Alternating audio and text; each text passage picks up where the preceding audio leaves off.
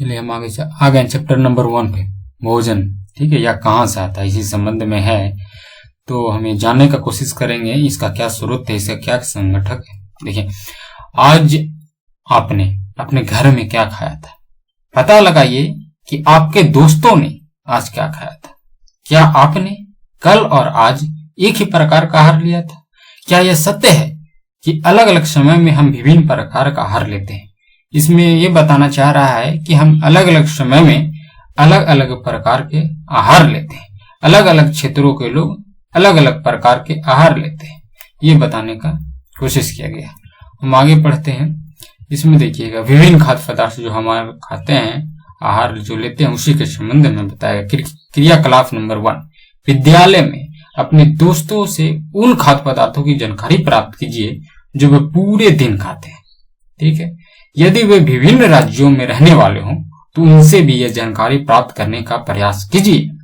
अपनी नोटबुक सामने इतना ठीक की तरह यथासंभव अधिक से अधिक दोस्तों द्वारा खाए जाने वाले विभिन्न खाद्य पदार्थों की जानकारी प्राप्त कर सूचीबद्ध कीजिए। ये करने से क्या होगा कि अलग अलग राज्यों के क्षेत्रों के लोग जो हैं उनके संबंध में हमें भी जानकारी होगी और उस भोजन के संबंध में, आहार के संबंध में भी जानकारी होगा। ठीक है, इससे आगे हम जब बढ़ते हैं तो देखिए, इसमें बताया गया है विभिन्न खाद्य पदार्थ जो हमारे इस चित्र के रूप में दिखाया गया है। इसके आगे हम बढ़ते हैं तो इसमें जो चित्र दिखाया गया है 1.1, देखिए, अपने भोजन में हम अनेक प्रकार की चीजें खाते हैं। चित्र 1.1 में दिखाया गया है, ये तो आपने देखा है। खाने की ये सभी चीजें किससे बनी होती है, ये हमको जानना है कि ये खाने की ये सभी चीज किससे बनी होती है। पके चावल के बारे में सोचो। इसमें एग्जाम्पल के रूप में, उदाहरण के रूप में बताया गया है कि आप पके चावल खाते हैं, उसके संबंध में सोचिए कि हम कच्चा चावल लेते हैं और उसे पानी में उबालते हैं और इसे तैयार करने में हमें 2 पदार्थों के संगठकों की आवश्यकता होती है। संगठक मतलब मिश्रण होता है, जो चीज से बन के वो तैयार होता है। ठीक है, वही मिश्रण। ठीक है, दूसरी ओर कुछ भोजन तैयार करने में हमें कई संगठकों मतलब मिश्रण, याद रखिएगा, संगठकों मतलब क्या होता है, मिश्रण होता है, की आवश्यकता होती है। यदि हम सब्जी बनाना चाहते हैं तो हमें अलग अलग कई प्रकार की कच्ची सब्जियां, नमक, मसाला, तेल इत्यादि की आवश्यकता होगी। समझ गए? इसमें बताने का जो क्रियाकलाप 1 है, इसमें यही बताया गया है कि हम जो खाना बनाते हैं उसमें अलग अलग प्रकार के संगठकों की आवश्यकता होती है। ठीक है, क्रियाकलाप नंबर 2 देखिए, सारणी 1.1 में सूचीबद्ध कुछ खाद्य पदार्थों को छाटिए और अपने दोस्तों तथा घर पर चर्चा करके जानकारी प्राप्त कीजिए कि इनको बनाने के लिए कौन कौन सी सामग्री चाहिए। ठीक है, इनको बनाने के लिए कौन कौन सी सामग्री चाहिए, कौन कौन से संगठक चाहिए। संगठक में तो क्या हुआ, मिश्रण। इसको सारणी 1.2 में सूचीबद्ध कीजिए।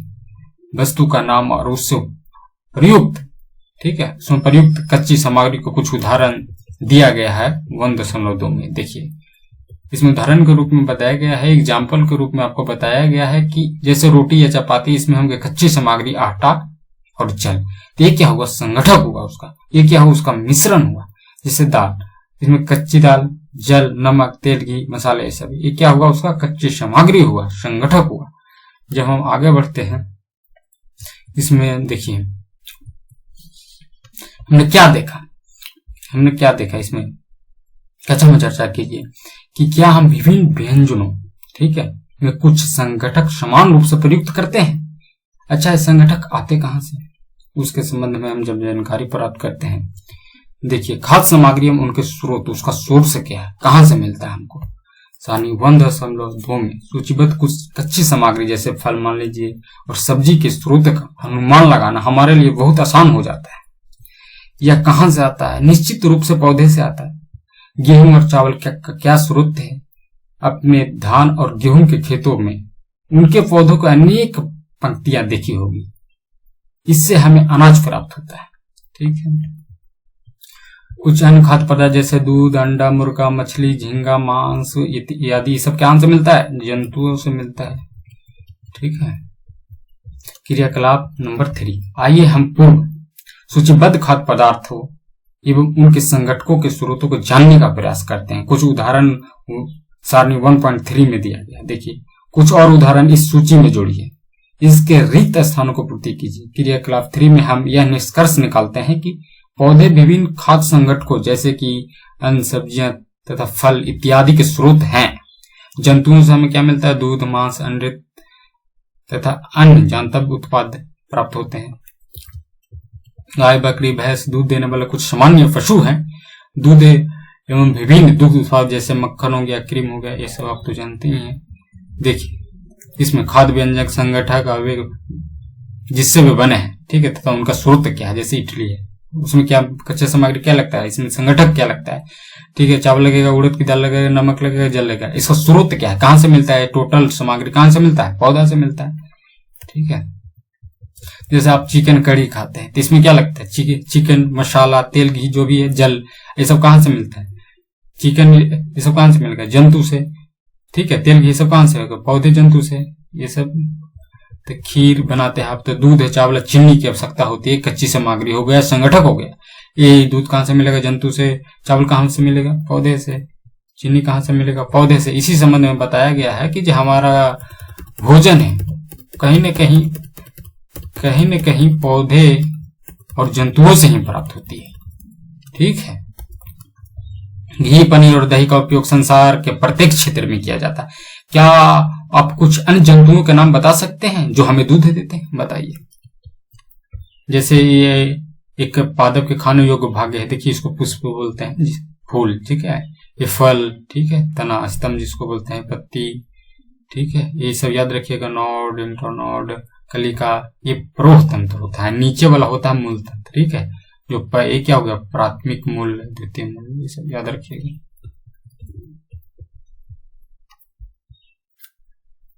भोजन के रूप में पौधे के भाग और जंतु उत्पाद के बारे में पढ़ते हैं। पौधे हमारे भोजन का एक मुख्य स्रोत है ना? हम पौधे के कौन से भाग का उपयोग खाद्य पदार्थ के रूप में करते हैं? हम पत्तियों वाली अनेक सब्जियां खाते हैं। कुछ पौधे के फलों के भोजन के रूप में खाते हैं। कभी हम जड़, कभी तना, तो कभी हम पुष्प को भी भोजन के रूप में खाते हैं। ठीक है, वो तो आगे हम जब बढ़ते हैं तो देखिएगा, चित्र 1.4 हम आपको दिखा दिए हैं। कभी आपने सीताफल, काशी फल जिसको बोलते हैं, कि फूलों को चावल की पिट्ठी को डुबोकर व तलकर पकौड़े बनाकर भी खाया है? इसका प्रयत्न कीजिए। कुछ पौधे के 2 या 2 से अधिक भाग खाने योग्य होते हैं। उदाहरण के लिए सरसों के बीज से हमें तेल प्राप्त होता है एवं इसकी पत्तियों का उपयोग साग बनाने में के लिए भी किया जाता है। क्या आप केले के पौधे के विभिन्न भागों के बारे में सोच सकते हैं जिन्हें हम भोजन के रूप में लेते हैं? ठीक है, आप किसी अन्य पौधे के बारे में सोच सकते हैं जिसके 2 या 2 से अधिक भाग खाए जाते हैं। ठीक है, क्रियाकलाप नंबर 4 पर आ जाइए।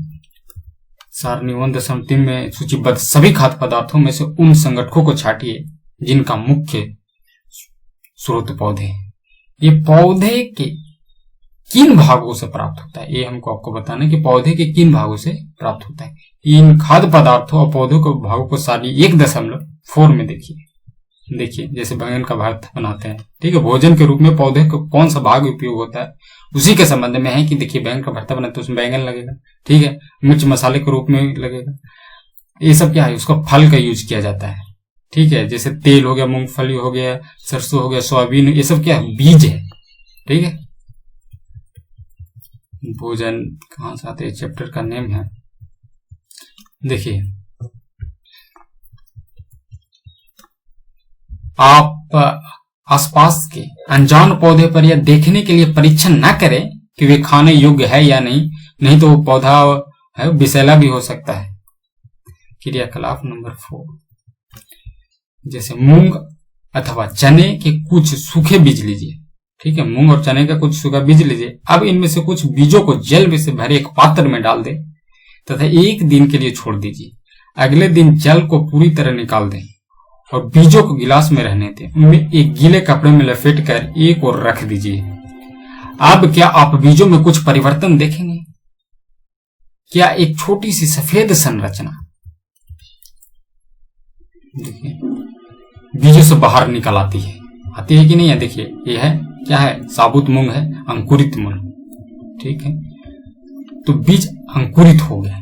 ठीक है। यदि नहीं तो बीजों में को पानी में धोएं, पानी निकाल दें और गीले कपड़े में ढककर अगले दिन के लिए, ठीक है, उन्हें छोड़ दें। क्या उस दिन आपको बीजों से बाहर निकलते हुए एक छोटा सा अंकुर दिखाई देता है।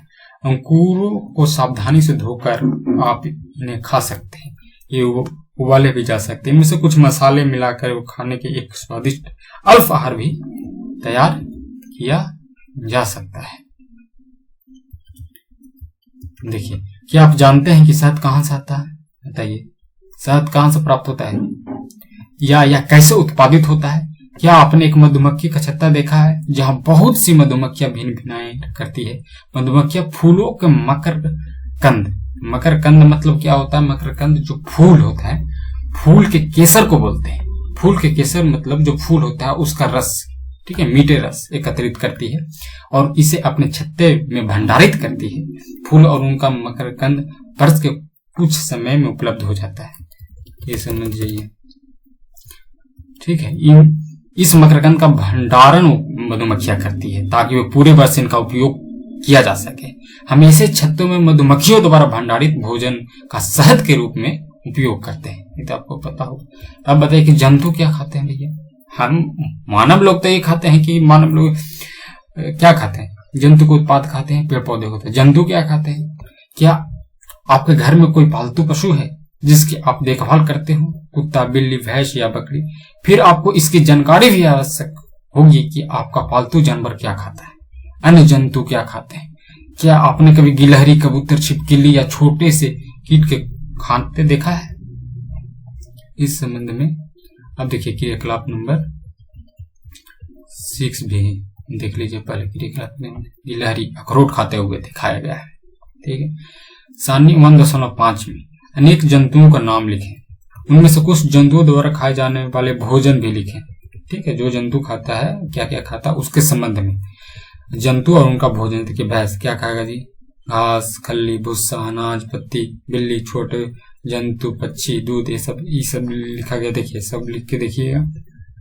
और इसके बाद जब हम आगे बढ़ते हैं तो आप देखिएगा, हो गया। फिर क्रियाकलाप नंबर 7, फिर से सारणी 1.5 को ध्यान से देखिए और उनके जंतुओं को 3 वर्गों में विभाजित कीजिए। पहले वर्ग में केवल उन जंतुओं का नाम लिखिए जो केवल पौधे और पादप उत्पादक खाते हैं, ठीक है। तो ये तो आपको पता है कि जो केवल पौधे और पादप उत्पाद खाएगा वो शाकाहारी जंतु हो जाएगा, तो कोई डाउट नहीं है। यहाँ कुछ जंतु ऐसे हैं जो दूसरे प्राणियों को भी खा जाते हैं, इन्हें दूसरे वर्ग में रखा जाता है। ये कैटेगरीज वाइज कर दिया गया, अलग अलग क्लास में रख दिया गया है। इन प्राणियों को क्या बोलते हैं? मांसाहारी जंतु बोलते हैं। क्या आप कुछ ऐसे जंतुओं को जानते हैं जिनका भोजन पौधे और जंतु दोनों ही होते हैं?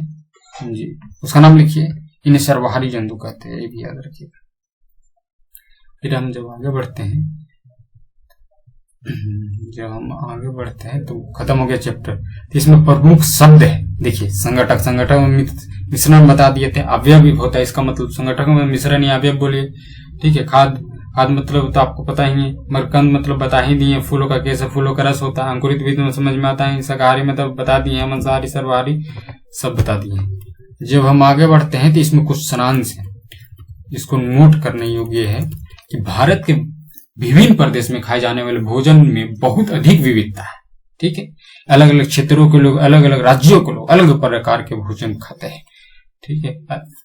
वही बताया गया। हमारे भोजन के मुख्य स्रोत, मेन रूप से हमारा भोजन का मेन सोर्स है जो पौधा और जंतु ही है, ठीक है।